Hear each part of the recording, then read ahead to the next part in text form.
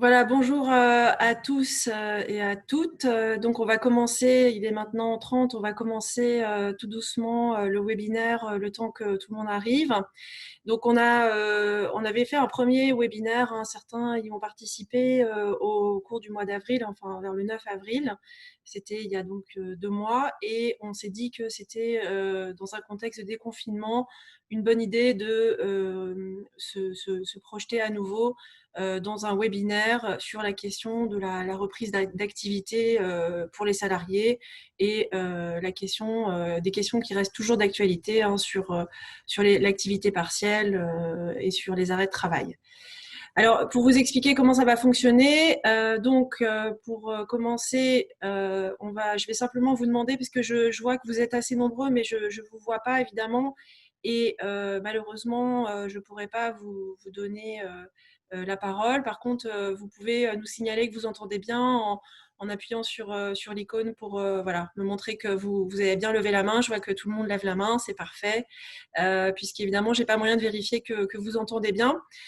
Donc, nous sommes à nouveau dans les locaux de la Fédération, très heureux d'être de retour et puis à votre disposition si vous souhaitez nous voir évidemment sur rendez-vous individuel et en respectant toutes les règles qu'on va maintenant exposer dans ce webinaire.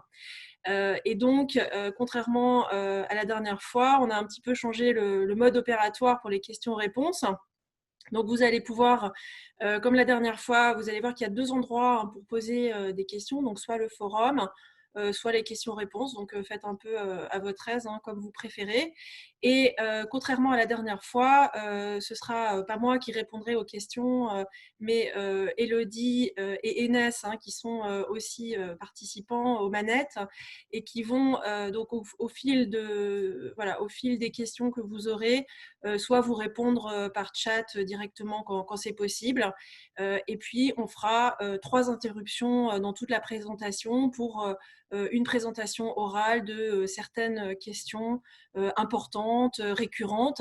Voilà, je ne sais pas du tout quel sera le volume des questions, mais s'il y a un nombre de questions trop important, on se permettra de vous y répondre ensuite et pas tout de suite. Alors, sur la présentation générale, pour vous dire comment on va procéder, donc on a 3 parties, hein, je l'avais déjà annoncé. Les conditions de la reprise d'activité, donc soit en présentiel, soit en télétravail. On a ensuite les questions de suspension du contrat de travail avec l'activité partielle et les arrêts de travail dérogatoires qui restent d'actualité au cours de ce mois de juin avec des aménagements tout à fait nouveaux. Et puis, on abordera en conclusion et de façon, on va dire, on va probablement pas rentrer trop dans les détails, mais on va essayer d'aborder les conséquences économiques et sociales de la crise liée au Covid, donc question difficile, donc sur notamment les restructurations qui peuvent être donc apportées.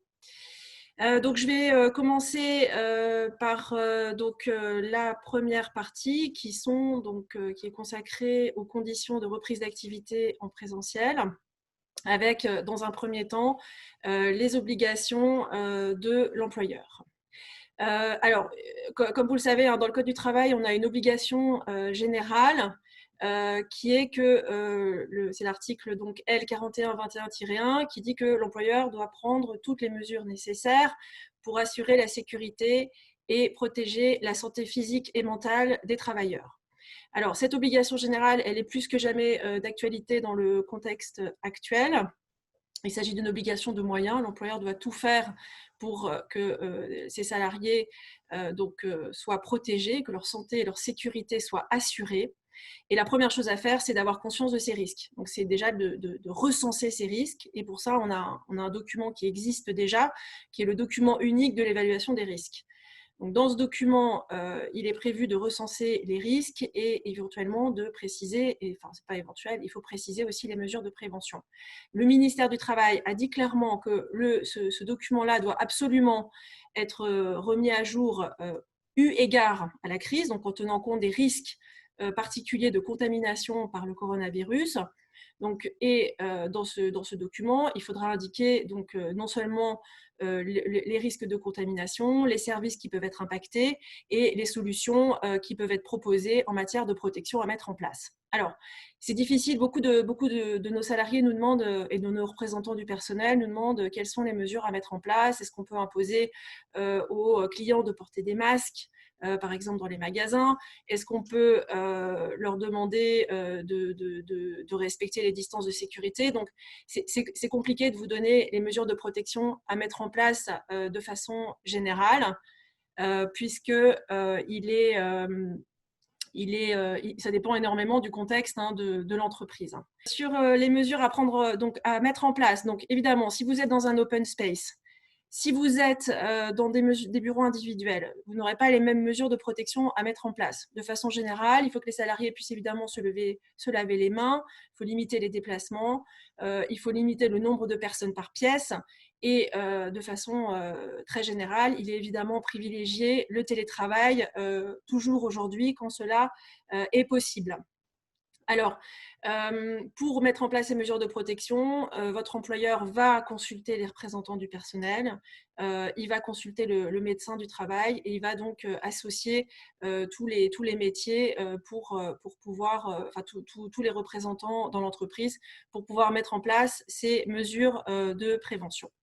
Alors, le salarié a aussi des obligations, hein. Lui aussi, de façon générale, le Code du travail prévoit qu'il a l'obligation de prendre soin de sa santé et de sa sécurité, ainsi que de celle des salariés qu'il pourrait impacter par son comportement, par ses actes ou par ses omissions au travail. Et dans un contexte de Covid-19, il est évident qu'il a l'obligation de respecter les consignes de prévention de son employeur et que le fait de ne pas respecter ces consignes l'expose à une sanction disciplinaire qui pourra, le cas échéant, aller jusqu'au licenciement. Il nous est souvent. Alors, j'ai eu une question, enfin, je la partage avec vous parce qu'on a eu cette question qui nous a été posée de savoir si l'employeur pouvait obliger les salariés à signer une charte dans laquelle ils s'engagent à respecter les consignes de prévention. Alors, autant il ne me paraît pas possible d'obliger le salarié à signer la charte, on ne va pas obliger un salarié à signer ce genre de document. Par contre, tout ce qui est écrit dans ce genre de charte, à mon sens, doit être respecté. Et si le salarié ne le respectait pas, il encourrait un risque de sanction et pouvant aller jusqu'au licenciement.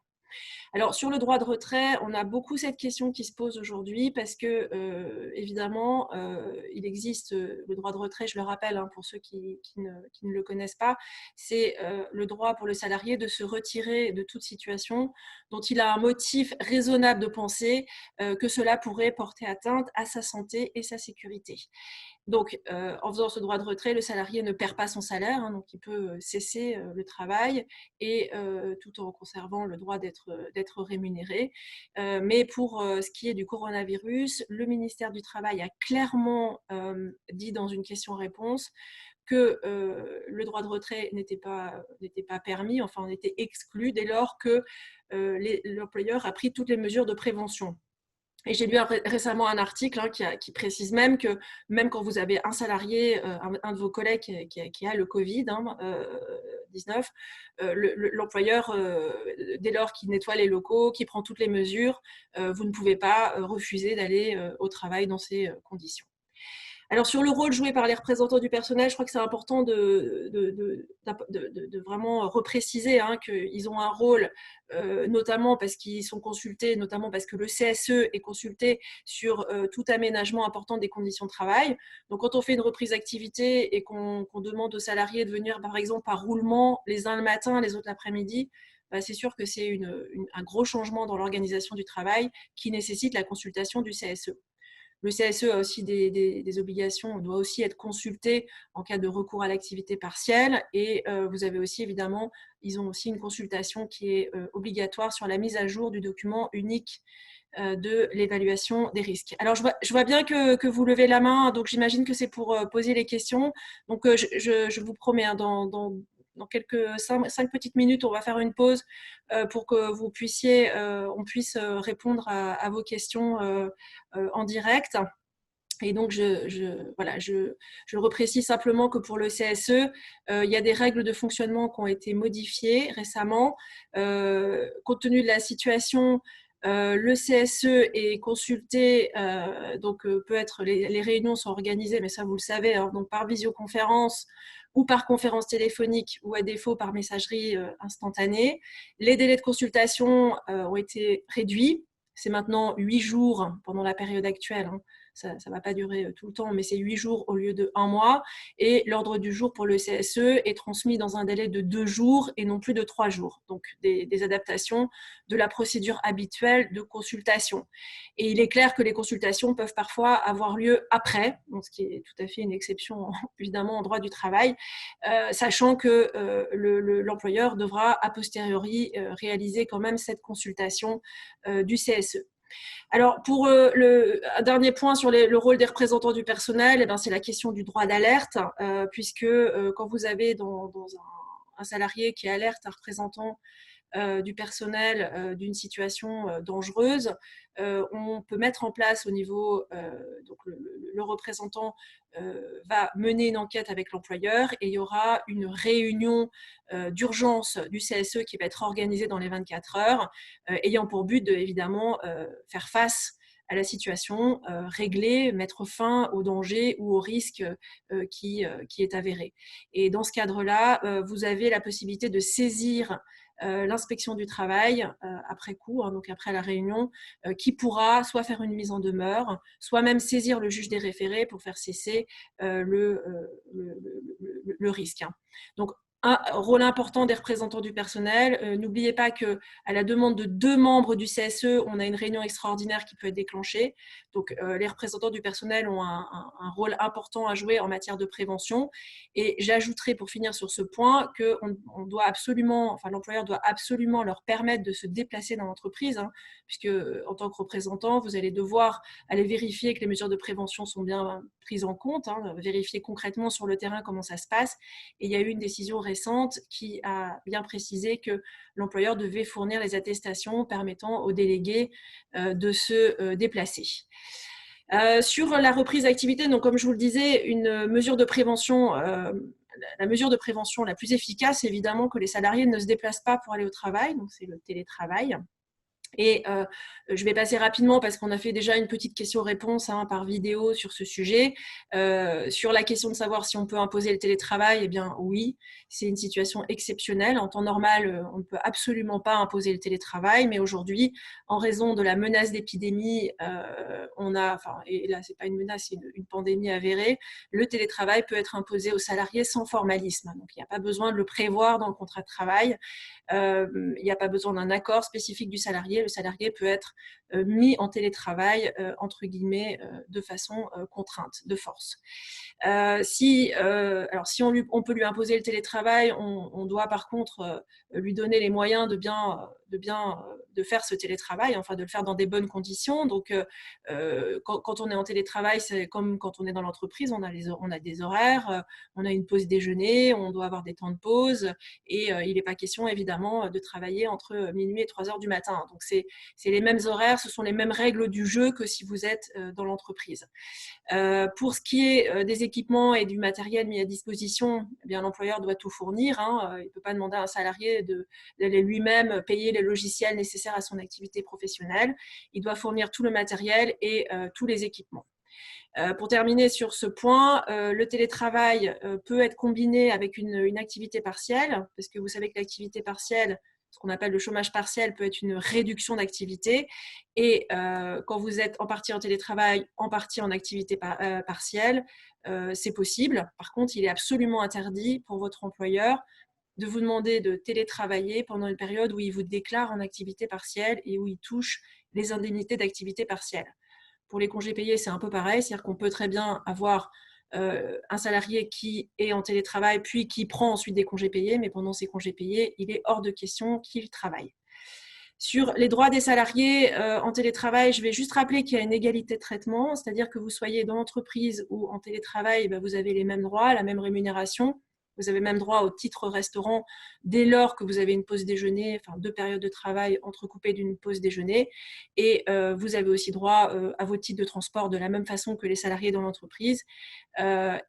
Sur l'indemnisation spécifique, alors les ordonnances Macron ont mis fin l'obligation d'indemnisation des salariés en télétravail, mais on peut imaginer que si vous avez des frais professionnels qui sont générés lors de cette activité en télétravail, eh bien, vous pourriez techniquement demander à bénéficier d'un remboursement par l'employeur. Voilà, j'en arrive à la fin de cette première partie. Donc, je pense que vous avez envoyé un certain nombre de questions. Donc, je vais faire une petite pause vidéo et son avant que Élodie reprenne la main pour répondre à vos questions.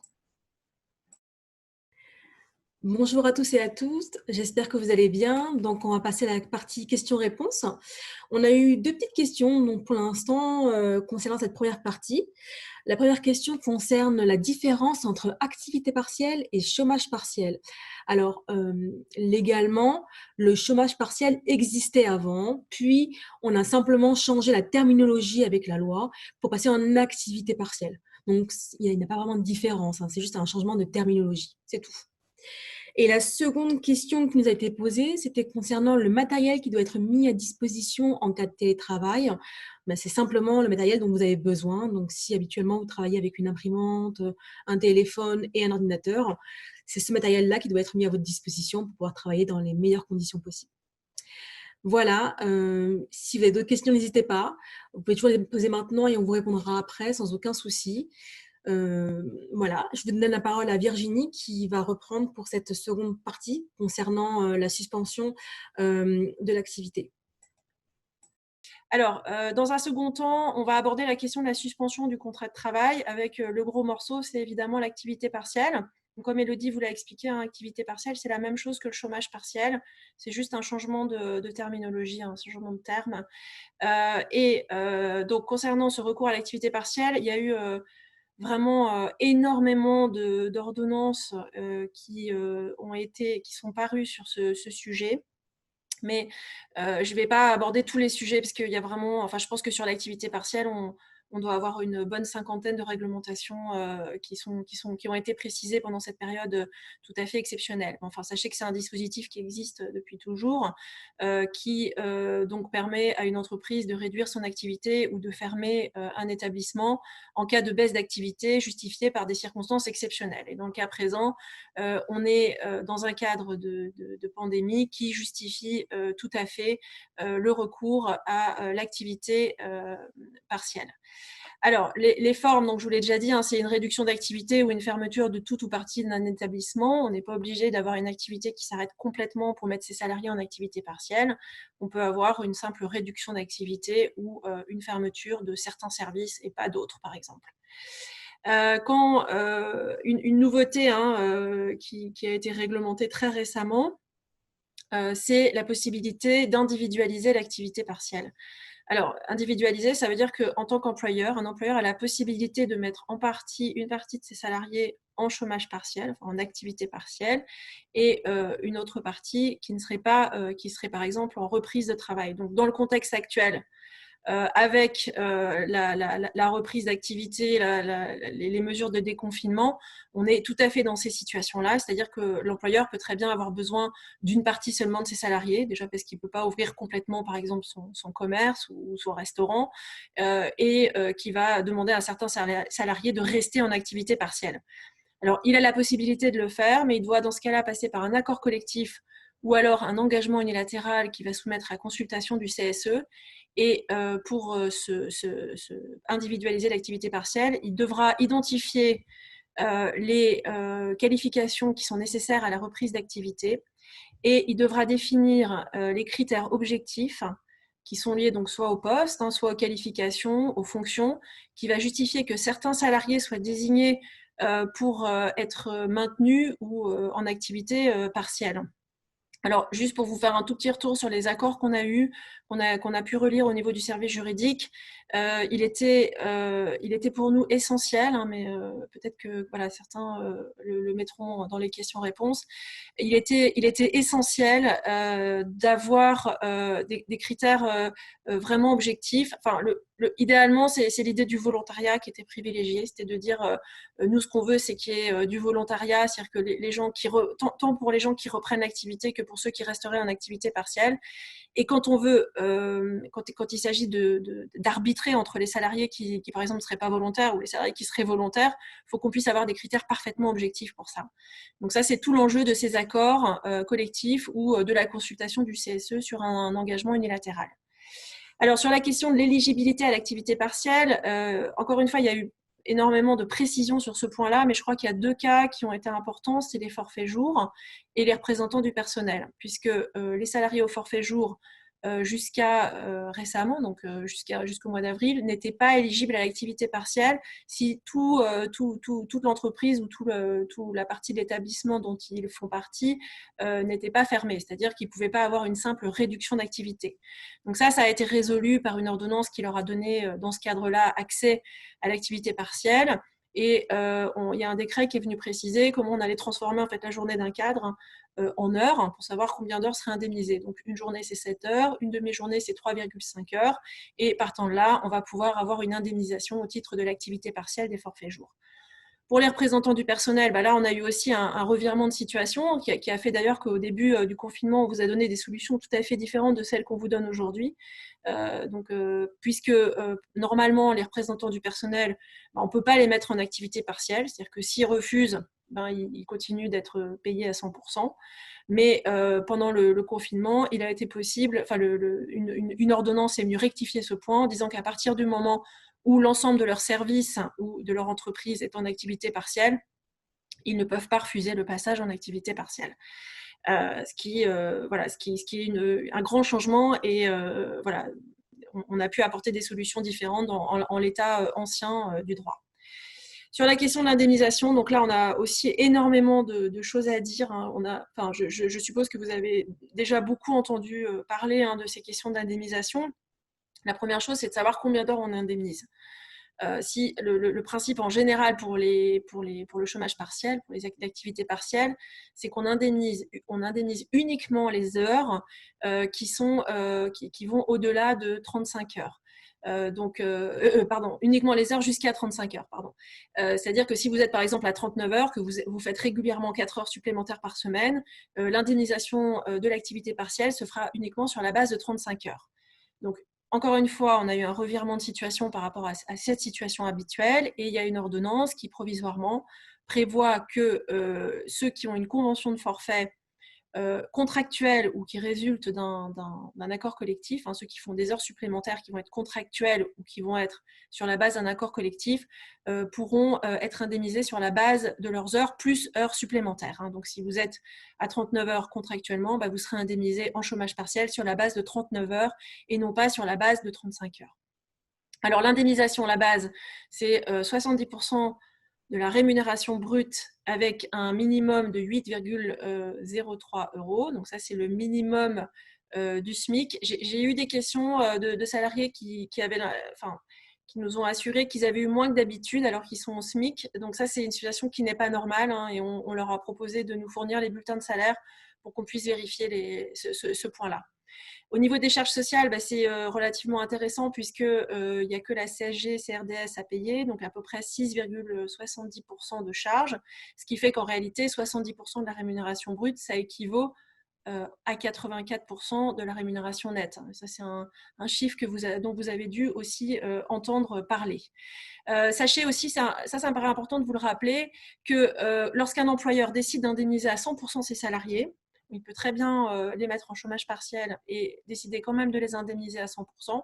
Et dans ce cas-là, la différence entre les 70% qu'il doit aux salariés et les 100% qu'il va finalement leur donner, sera aussi exonérée de cotisation. Donc ça peut être intéressant et ça peut être évidemment une négociation, peut-être moins actuellement que les mois qui se sont passés, pour inciter l'employeur à vous maintenir la rémunération en totalité. Alors, une fois que l'employeur va demander une autorisation d'être mis en chômage partiel, donc il y a toute une procédure relativement accélérée qui va se faire. Et s'il a le droit à s'il a le droit à l'activité partielle, il pourra recevoir une indemnisation de l'État qui correspond jusqu'au mois de juin à 70% de la rémunération brute, c'est-à-dire qu'il est remboursé en totalité des salaires qu'il a donnés aux salariés avec uniquement un plafond qui est relativement important puisque c'est 3,5 fois le SMIC horaire. Donc, quand on a des salaires supérieurs à 30 € de l'heure, là, il aura effectivement un remboursement qui sera bloqué à ce plafond. Et à partir, vous avez dû lire aussi qu'il y avait effectivement une intervention qui allait être moindre au mois de juin, et donc il est prévu, donc c'est pas encore paru, mais il y a une loi qui doit prévoir que l'État remboursera désormais plus que 85% de ce que l'employeur verse au salarié. C'est-à-dire que le salarié va continuer à percevoir de l'employeur 70%, mais l'employeur ne sera remboursé que de 60% de la rémunération brute. Donc pour les salariés, ça n'impliquera pas de changement, puisqu'ils seront toujours rémunérés de la même façon en tout cas que les mois précédents. En revanche, pour l'employeur, il aura effectivement une indemnisation à gérer lui-même. Sur la base de calcul, là aussi, on a eu énormément de questions sur ce point-là, notamment pour nos VRP, puisque la base de calcul des VRP va prendre en compte, donc ça a été précisé et ça a été accueilli avec un grand soulagement par nos salariés. Il y a une indemnisation qui se fait par rapport à la rémunération des 12 mois précédents, ce qui permet de prendre en charge en fait les commissions. Et c'était pour les salariés à la rémunération variable absolument essentiel de pouvoir se référer à cette assiette de rémunération. Pour les salariés en général, sinon on part sur une assiette de rémunération qui correspond à ce qu'on prend en compte quand on vous maintient le salaire, quand vous êtes en congé payé. Donc c'est pas uniquement la rémunération du mois, mais ça peut inclure aussi les primes qui sont versées à l'année. En revanche, évidemment, les frais professionnels ne sont pas pris en compte. Donc ça, c'est pour l'indemnisation. Et juste le dernier point sur la question de savoir si quand on est en activité partielle, on peut être aussi en congé payé, et comment ça se passe si on est en arrêt maladie. Alors, sur les congés payés, évidemment, on peut pas, je l'ai dit avant, mais on ne peut pas être à la fois en congé payé et en activité partielle. Mais par contre, rien n'empêche l'employeur d'interrompre l'activité partielle pour vous mettre en congé payé ou pour que vous preniez vos congés qui étaient posés à cette occasion. On va revenir sur le sujet des congés payés en fin d'intervention. Mais en tout cas, l'employeur peut tout à fait vous demander de prendre vos congés payés. Là, vous êtes payé à 100%. Il y a une interruption de l'activité partielle. Et pour ce qui concerne les arrêts maladie, donc là, il y a plusieurs cas. Soit vous étiez en arrêt maladie avant l'activité partielle, et puis ensuite vous êtes passé et puis ensuite l'entreprise est passée en activité partielle, soit l'entreprise était en activité partielle et puis vous êtes tombé malade en cours d'activité partielle. Dans ces cas-là, sachez simplement que l'employeur, c'est les règles habituelles, c'est-à-dire que c'est la sécurité sociale qui va évidemment vous rembourser les IJSS. Simplement, le complément de l'employeur va être plafonné en fait à ce qu'il doit vous verser en temps normal. Or, comme lui, il est en activité partielle, il va pouvoir plafonner le maintien de rémunération à 70% de la rémunération brute, ce qui peut entraîner du coup des baisses de rémunération plus importantes qu'en temps normal quand vous êtes en congé maladie. Voilà, pour les suspensions de contrat de travail, je vais passer rapidement sur les arrêts de travail dérogatoires, mais simplement vous signaler que on a toujours des salariés qui sont confrontés à la fermeture de l'établissement scolaire de leurs enfants, enfin fermeture d'ailleurs totale ou partielle, et également les salariés considérés comme vulnérables, par exemple les femmes enceintes, les personnes qui ont eu un traitement, les personnes asthmatiques, enfin voilà, il y a toute une liste qui est établie sur le site amélie.fr, vous pouvez vous y référer, ou les salariés qui habitent avec une personne vulnérable. Donc, ces salariés-là bénéficient d'un arrêt de travail dérogatoire. Alors, ce n'est pas un vrai arrêt maladie puisqu'ils ne sont pas malades. Simplement, ils ne peuvent pas se rendre à leur travail. Ils ont un motif parfaitement légitime lié à la situation actuelle. Alors, ces salariés ont été indemnisés jusqu'au 1er mai via la sécurité sociale. C'était en fait une indemnisation classique comme un arrêt maladie. Alors, c'était classique, mais c'était amélioré, puisque vous aviez la sécurité sociale qui vous remboursait sa part habituelle, à peu près 66% du salaire. Et puis, l'employeur complétait avec une indemnisation, un complément de salaire qui allait jusqu'à 90% du salaire. Il n'y avait pas de délai de carence. pas de condition d'ancienneté, hein, qui est normalement il faut 1 an pour que l'employeur complète la rémunération en cas de maladie, et il n'y avait pas de limite non plus par rapport au nombre de jours. Normalement, c'est 30 jours indemnisés à 90% et après on passe à 66%. Donc ce traitement favorable, hein, d'une indemnisation par l'employeur, eh bien, c'est terminé depuis, enfin c'est pas terminé, mais en tout cas on est passé sous un régime qui est celui de l'activité partielle, que je viens de vous détailler juste avant, à compter du 1er mai 2020. Et là encore, sur ce sujet-là, on a fait une petite vidéo qui explique effectivement, on l'a fait juste début mai, comment va s'effectuer un petit peu ce changement. C'est dans la vidéo sur la garde d'enfants. Les démarches à effectuer par le salarié. Alors, pour l'activité partielle, c'est l'employeur qui déclare les salariés en activité partielle. Pour les gardes d'enfants, eh bien, le salarié devra fournir, alors jusqu'au 1er mai, il devait fournir en fait une attestation de l'établissement, plus une attestation sur l'honneur, selon laquelle il était obligé de garder son enfant et qu'il n'avait pas d'autre solution, hein, notamment de la part de son conjoint. Désormais, il doit simplement fournir une attestation de l'établissement qui dit bien que l'établissement est fermé et n'accueille pas les enfants pour que le salarié puisse bénéficier de cette indemnisation spécifique. Pour ce qui est des personnes vulnérables, le salarié doit fournir un certificat médical, pardon, de son médecin traitant. Et j'ai eu souvent la question, donc je la précise, hein, beaucoup de salariés ont peur qu'on leur demande de dire quelle est la cause de vulnérabilité. Ils ne souhaitent pas savoir que, par exemple, ils ont un problème, qu'ils ont un problème spécifique. Et donc, il est clair que le médecin du travail n'a pas à dire le motif, hein, sur le certificat médical. Il dit juste que c'est une personne vulnérable. Et sur la base de ce certificat, eh bien, l'employeur va recourir à l'activité partielle pour les salariés concernés. Voilà, j'en ai terminé sur cette partie, donc sur la suspension du contrat de travail.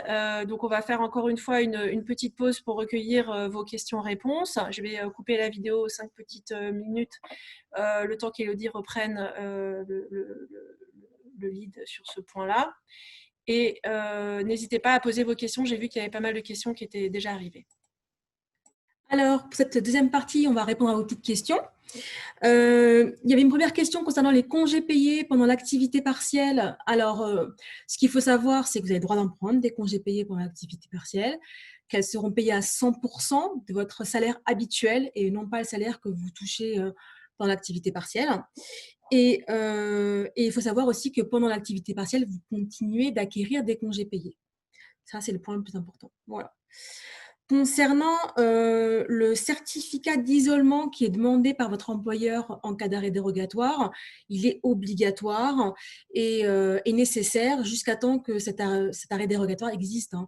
Donc, il me semble de mémoire que c'est jusqu'à 3 mois après la période de fin de la crise sanitaire. Et je pense que c'est jusqu'au 10 octobre, mais on vous refera un point écrit pour bien vous préciser tout ça. Concernant le choix des personnes qui pourraient être en activité partielle individualisée, alors ça, il faut bien vérifier dans l'accord qui va être mis en place ou dans l'acte unilatéral de l'employeur, les critères qui sont mis en place. En général, ça va être par rapport au poste, par rapport aux qualifications, par rapport aux compétences professionnelles. C'est vraiment classé, hein, et c'est bien distinct. Ce n'est pas un choix discriminatoire, ça repose sur des éléments objectifs. Concernant les parents qui sont en activité partielle pour la garde de leur enfant, la question qui nous a été posée, c'est de savoir qu'est-ce qu'il advient, hein, à partir du moment où ce sera les vacances scolaires, donc à partir de juillet, de mémoire. Techniquement, étant donné qu'il n'y a plus d'école, ça devrait mettre fin à cet arrêt. Ça, c'est ce qu'on suppose. Pour l'instant, on n'a pas de retour par rapport à l'État. Donc, soit on aura un point complémentaire qui sera fait par la suite, mais en l'état, on peut supposer que cet arrêt prendrait fin avec la fin de l'école, en fait. Voilà. Et enfin, on a eu une question par rapport au paiement de l'activité partielle, enfin de l'indemnité d'activité partielle quand on est au SMIC. Et il semblerait que cette personne soit payée à 84% du SMIC. Sauf erreur de ma part, l'État s'était engagé à payer à 100% les personnes qui étaient au SMIC. C'est une question qui est assez récurrente, donc on va quand même vérifier et faire un point de recherche par rapport à ça pour pouvoir mieux vous répondre. Mais normalement, vous devriez être payé à minima au SMIC. Voilà pour toutes vos questions. Je vous retrouve tout à l'heure pour la troisième partie. Voilà, je reprends le déroulé. Hop, j'espère que vous m'entendez bien. N'hésitez pas à me faire un petit mot, hein, si jamais il y a un souci. Oui, voilà, je vois que tout le monde lève la main. Donc, merci pour vos questions. Vous devez normalement avoir quelques réponses, hein, qui sont envoyées aussi par écrit, grâce à Inès et Elodie, voilà, qui sont derrière.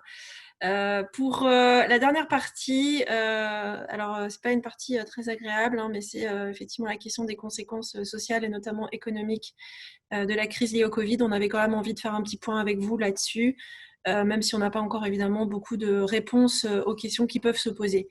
Alors sur les conséquences sociales, il y a évidemment la question des congés payés, des jours de repos. Sachez que, comme vous le savez, hein, dès le mois d'avril, il y a eu une ordonnance, c'était une des premières d'ailleurs, qui est venue dire qu'on pouvait en fait déroger à un certain nombre de règles habituelles en matière de congés payés pour donner de la flexibilité aux employeurs. Alors pour les jours de congés payés, on était limité à 5 jours ouvrés ou 6 jours ouvrables. Et les jours de congé, on devait avoir un accord collectif. Et donc, dans la limite de ces 6 jours ouvrables ou 5 jours ouvrés, on pouvait déroger aux règles, notamment sur les délais de prévenance, hein, puisque normalement, vous avez un mois pour modifier les dates ou prévenir 2 mois à l'avance pour prévenir les salariés de l'ordre des départs. Et donc, avec un accord collectif, l'employeur pouvait réduire ses délais de prévenance jusqu'à un jour ouvré. On était sur des délais très bas. Enfin, c'était une possibilité. Évidemment, nous, on n'incitait pas à conclure des accords avec des délais hyper courts. On avait aussi la possibilité de déroger à la règle du fractionnement. Alors, le fractionnement, c'est pas un concept c'est pas un concept évident, hein, puisque je trouve que le mot est pas très bien trouvé. Le fractionnement, ça veut simplement dire que quand vous avez vos 5 semaines de congé, vous devez prendre le congé principal, c'est-à-dire les 4 semaines, dans la période du 1er mai au 31 octobre, enfin, entre guillemets, la période plus ou moins estivale. Et si jamais votre employeur vous donne tout ou partie de ce congé principal de 4 semaines en dehors de cette période, eh bien, il faut votre accord, déjà d'une part. Et deuxièmement, il vous doit en plus des jours de fractionnement, des jours de congé supplémentaires du fait de ce fractionnement. Et donc, avec l'ordonnance, hein, liée à la situation actuelle, l'accord collectif peut prévoir de déroger à la question à cette règle, notamment d'acceptation ou de refus sur le fractionnement, sachant que si on modifie la règle sur le fractionnement, il n'est pas prévu dans la loi qu'on ne donne pas les jours de fractionnement. Ça a été un peu le point qu'on a essayé de négocier dans les accords, puisque les employeurs disaient que non seulement on pouvait fractionner, c'est-à-dire mettre le congé principal avant ou après la période de congé, et en plus supprimer les jours de fractionnement. Ça, c'était pas du tout prévu par la loi, c'était simplement certains employeurs qui pensaient qu'ils pouvaient donc réussir à avoir quelques jours en plus par ce biais-là. Globalement, d'ailleurs, j'ai envie de dire que sur les accords collectifs, notamment ce qui a été négocié en branche, ça n'a pas été un grand succès. On n'a pas eu des beaux accords collectifs. Le seul accord que j'ai trouvé relativement équilibré et intéressant, c'était un accord qui permettait d'un côté d'améliorer l'indemnisation du chômage partiel, enfin de l'activité partielle, et de l'autre, effectivement, de prendre un certain nombre d'aménager, d'assouplir les règles sur les congés payés de l'autre. Sur les jours de repos, ça c'est indépendant d'un accord collectif. Les règles d'ailleurs valent des deux parts jusqu'au 31 décembre 2020.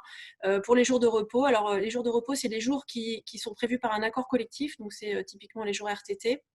Vous avez aussi les jours au titre d'une convention de forfait, et vous avez les jours sur un compte épargne-temps. Vous avez en fait que ces 3 sortes de jours de repos qui peuvent être touchés, et le principe, c'est que l'employeur peut en gros ne pas respecter les règles prévues par les accords ou par les usages, et il peut imposer jusqu'à 10 jours de séjour aux salariés concernés. Pour tout ce qui concerne les autres repos, par exemple, je pense aux repos compensateurs pour les heures sup, etc., elles ne rentrent pas dans ce compteur-là. Donc, l'employeur doit, mais cette fois-ci, il va respecter les accords collectifs conclus sur le sujet. L'employeur va pouvoir aller évidemment utiliser, dans le cadre de ce que lui permettent les accords collectifs, il va pouvoir utiliser et imposer des jours de repos dans les règles des accords collectifs en dehors de ces 10 jours où là, il a la main indépendamment d'un accord collectif ou pas. Alors, les autres conséquences, c'est des dérogations qui sont prévues aussi en matière de durée du travail et de repos dominical. Alors ça va concerner que certains secteurs qui sont estimés comme particulièrement nécessaires, je lis, à la sécurité de la nation ou à la continuité de la vie économique et sociale. Ces secteurs doivent être fixés par décret. Et aujourd'hui, on n'a qu'un seul secteur qui a été fixé, c'est le secteur de l'activité liée à la mise en œuvre du dispositif de détection et de suivi des personnes touchées par le Covid-19. Alors, on n'a qu'un secteur qui est pour le moment concerné par ces éventuelles dérogations. Dérogation donc au repos dominical, c'est-à-dire qu'on pourrait faire travailler les salariés sans respecter les règles habituelles sur le repos dominical. Et en matière de durée du travail, rapidement, possibilité d'avoir des journées de travail de 12 heures maximum au lieu de 10 heures, un repos quotidien qui peut passer de 11 heures à 9 heures, et également, vous avez la durée hebdomadaire qui peut passer à 60 heures au lieu de 48 heures maximum, hein, évidemment, et qui peut passer à 48 heures sur 12 semaines consécutives. Ça, c'est la fameuse durée moyenne du repos. Alors, beaucoup de questions, on a eu beaucoup de questions sur les droits à la retraite. Alors, sur les droits à la retraite générale, on vous a apporté là encore une réponse qui aujourd'hui est susceptible d'être modifiée, puisque dans le régime actuel, tout ce qui est indemnisation en matière d'activité partielle, eh bien, n'ouvre pas droit à la retraite. Mais simplement, il y a aujourd'hui une loi qui est, je crois qu'elle est en train de passer devant le Sénat, et qui prévoit que les droits à la retraite les salariés pourront constituer des droits à la retraite, y compris lorsqu'ils sont en activité partielle. Donc ça va arriver, et ce sera à compter du 1er mars. Ça va s'appliquer de façon rétroactive. Donc en théorie, on devrait avoir une logique d'acquisition de droits à la retraite pour les salariés qui auront été en activité partielle. Pour ce qui est de la prévoyance et des complémentaires santé, alors les organismes assureurs se sont mis d'accord sur une position commune pour dire qu'il faut prendre en compte les indemnités d'activité partielle pour payer les cotisations de prévoyance et de complémentaire santé, ce qui permet de maintenir les régimes à peu près à flot déjà, et de permettre aux salariés, de toute façon les salariés conservent le bénéfice de la complémentaire santé et de la prévoyance, y compris lorsqu'ils sont en suspension de contrat de travail. Donc ça c'est pas tellement le souci, la question c'est plus de savoir quelles sont les cotisations à verser, et il est très probable que, la plupart du temps, il y aura des cotisations qui seront versées sur la base des indemnités d'activité partielle. Ça, c'est la position. Après, ça dépend un peu des contrats. Il faudrait regarder en réalité dans chaque contrat d'assurance pour vérifier comment ça va se passer. S'il y avait un manque à gagner au niveau des cotisations, il y aurait probablement un rattrapage. Ça, c'est une option dans l'année qui vient, des cotisations qui n'ont pas pu être perçues par les organismes pendant ces périodes-là. Alors, sur l'épargne salariale, on a eu quelques ordonnances là aussi. Vous savez que normalement, les versements au titre de l'intéressement et de la participation, les échéances habituelles, selon les accords, c'est le 31 mai. Et donc ça a été reporté au 31 décembre 2020 pour permettre aux entreprises d'avoir assez de trésorerie pour verser leur participation et leur intéressement. Et pour ce qui est de l'intéressement et de la participation pour l'année prochaine, on aura une neutralisation des périodes d'activité partielle. Neutralisation, ça veut dire qu'en fait, quand vous avez un accord normalement de participation ou d'intéressement, vous avez une répartition des gains qui se fait en fonction soit de la durée de présence des salariés, soit de leur salaire. Et dans un cas comme dans l'autre, les périodes d'activité partielle seront prises en compte, soit comme des périodes de travail, si c'est une répartition en fonction du travail, soit comme du salaire, ce sera pris en compte dans l'assiette de salaire pour répartir l'épargne salariale ou la participation. Alors, je mets neutralisation relative parce que, évidemment, même si les périodes d'activité partielle sont prises en compte, il est évident que la participation comme l'intéressement, c'est fondé sur un chiffre d'affaires, un certain enrichissement de l'entreprise, et que si on a plus d'activité pendant une certaine période, il est probable que les seuils, les objectifs sur les accords d'intéressement ne soient pas atteints. Je voulais juste signaler en termes de conséquences sociales qu'il y a dans la préparation de loi qui est prévue aussi par rapport à la retraite, il serait question aussi de permettre aux salariés de racheter éventuellement leur droit à repos, hein, donc pour leur permettre de monétiser, même en dehors d'un compte épargne-temps, certains droits à repos dont ils peuvent bénéficier et pour leur permettre évidemment d'avoir un paiement de ces droits à repos. Mais ça, on est encore dans l'attente des textes qui vont paraître sur ce sujet-là. On ne manquera pas de vous mettre un petit article, hein, soit sur le Facebook de la Fédération et sur le site. Voilà, sur la partie économique, hein, bon, je ne vais pas avoir énormément de choses à vous dire, mais voilà, je crois qu'on est tous en train évidemment d'avoir ces craintes. Il y a des estimations assez catastrophiques, hein, sur la situation de l'emploi pour l'année à venir. Beaucoup d'entreprises souffraient déjà, elles ont encore plus souffert, hein, à cause du Covid-19. Et alors la question, c'est de savoir dans quelle mesure ces entreprises vont aller vers des licenciements économiques. Alors moi, ce que je dis pour tous les gens qui sont actuellement en plan de licenciement avec l'argument de la crise, et bon, il ne faut pas non plus que ce soit un effet d'aubaine pour l'entreprise, qu'elle se dise « Ah bah super, là j'ai un argument en or pour un licenciement économique, je me débarrasse des salariés dont j'ai envie de me débarrasser depuis longtemps, j'ai un argument pour un licenciement économique. » Alors, pendant toute la période liée au Covid, en principe, l'employeur peut avoir une perte de chiffre d'affaires, certes, ça dans de nombreux secteurs c'est le cas, il peut même avoir un chiffre d'affaires égal à 0. Par contre, il est évident qu'il n'a pas eu les mêmes charges que d'habitude, hein. Donc on ne peut pas regarder le motif économique uniquement en regardant le chiffre d'affaires, ça n'aurait pas de sens. Il faut regarder les charges auxquelles il a été exposé et je crois qu'il faut effectivement être assez vigilant sur le motif économique qui pourrait être invoqué à l'appui d'un licenciement. Le deuxième point dont on entend beaucoup parler, donc je vais quand même vous faire un petit point là-dessus, c'est les accords de performance collective, parce qu'il y a beaucoup d'employeurs qui disent bah, écoutez, voilà, c'est soit le PSE, soit on baisse la rémunération par un accord de performance collective. Alors ça, c'est un outil qui existe depuis les ordonnances Macron. Enfin, même, c'est un outil qui existe depuis d'ailleurs assez longtemps, mais qui a été vraiment, on va dire, un peu reboosté, un peu redéfini par les ordonnances Macron. Et en fait, c'est un accord avec un objectif, une finalité assez vaste, hein, puisque ça peut juste être dans l'optique de réorganiser l'entreprise.